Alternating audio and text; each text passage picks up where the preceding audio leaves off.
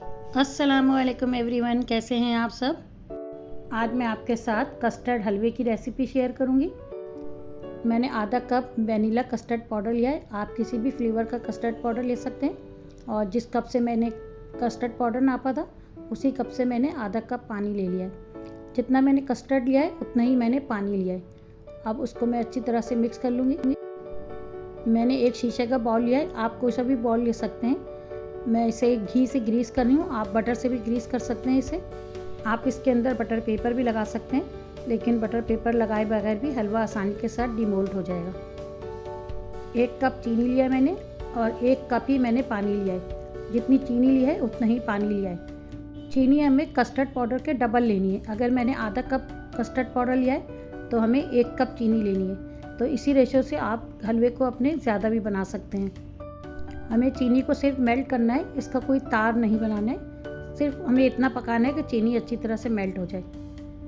चीनी मेल्ट हो चुकी है।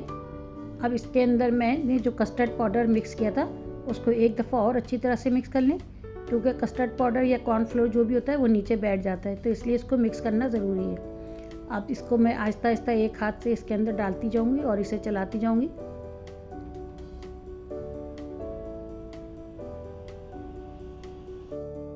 शुरू में मैं इसे मीडियम फ्लेम पे पकाऊंगी ताकि ये गाढ़ा होना शुरू हो जाए। ये देखें, इसके अंदर आपको नज़र आ रहा होगा कि आहिस्ता आहिस्ता ये गाढ़ा होना शुरू हो चुका है।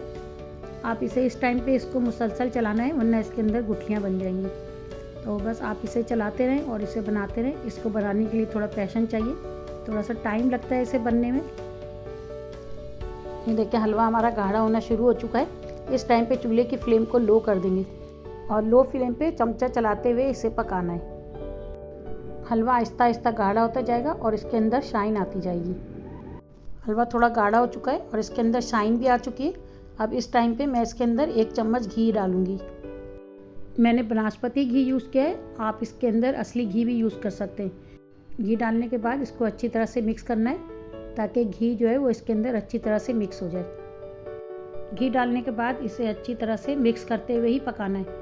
आप इसे कुछ सेकंड के लिए छोड़ सकते हैं, लेकिन ध्यान रखें ये नीचे से चिपक जाएगा, तो इसलिए इसे आपको मुसलसल चलाते रहना है। अब इस टाइम पे मैं 1 चम्मच घी और डाल रही हूँ।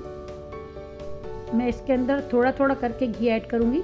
इसके अंदर एक साथ सारे घी ऐड नहीं करना होता है, इसे थोड़ा थोड़ा करके ही इसके अंदर घी ऐड करना होता है। थोड़ी देर इसे घी डालने के बाद पकाएंगे।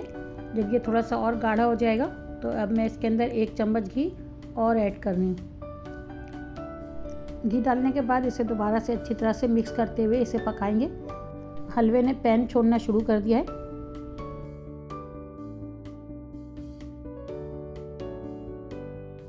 पैन के किनारों से भी हलवे को अच्छी तरह से साफ़ कर लेंगे और इसे साफ़ करते हुए पकाएंगे। अब इसके अंदर 1 चम्मच घी मैंने और ऐड किया है। इसके अंदर थोड़ा थोड़ा घी ऐड करते जाएंगे और इसे पकाते जाएंगे। मैं इसे नॉन स्टिक पैन में बना रही हूँ, इसलिए ये ज़्यादा नहीं चिपक रहा है। अगर आप नॉन स्टिक के अलावा किसी और पैन में पकाएंगे तो इसे मिक्स करते हुए पकाना है, वरना ये नीचे से चिपकना शुरू हो जाता है।